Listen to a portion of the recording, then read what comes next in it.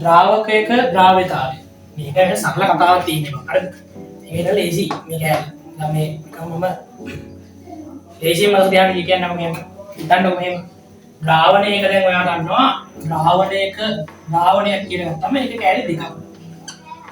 ද්‍රාවණයක තියෙනවා ද්‍රාවකයක් සහ ද්‍රාව්‍යයක්. කියන්නේ දිය වෙන එවුන් සහ දිය කරන එක. දිය කරන එකයි. එතකොට මෙහෙම හිතන්නකො ඔයා හදනවා ප්ලේන් ටික. ප්ලේන් ටික තියෙනවානේ කහට වතුර සීනි කියලා. ඕකේ වතුර තමයි පුතා ද්‍රාවකය. වැඩිපුර තියෙන එක ද්‍රාවකය අනිත් ඒවා ද්‍රාව්‍ය. එතකොට මේකේ දැන් කේස් එකේ තියෙන ද්‍රාවකයක ද්‍රාව්‍යතාවය හිතන්න මෙහෙම. ඔයා ගන්නවා මෙහෙම.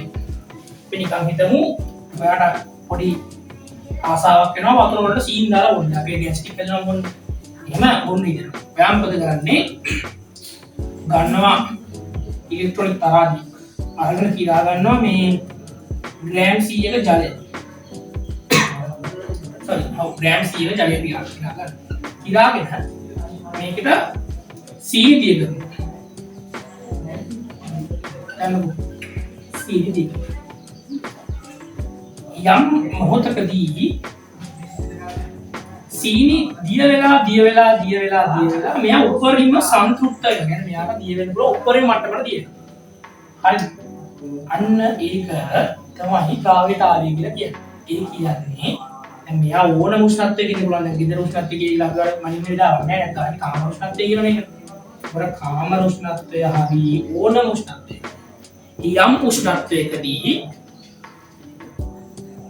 ද්‍රාවක ග්‍රෑම් 100ක දිය වෙන උපරිම ද්‍රාව්‍ය ප්‍රමාණය අපි කියනවා ද්‍රාවකයක ද්‍රාව්‍යතාවය කියලා. එහෙනම් ඕනම සාමාන්‍ය ද්‍රාවකයක ද්‍රාව්‍යතාවය කියනවා.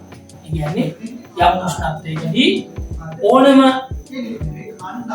ද්‍රාවක ග්‍රෑම් 100ක දිය වෙන උපරිම ද්‍රාව්‍ය ප්‍රමාණය අපි කියනවා ද්‍රාවකයක ද්‍රාව්‍යතාවය කියලා.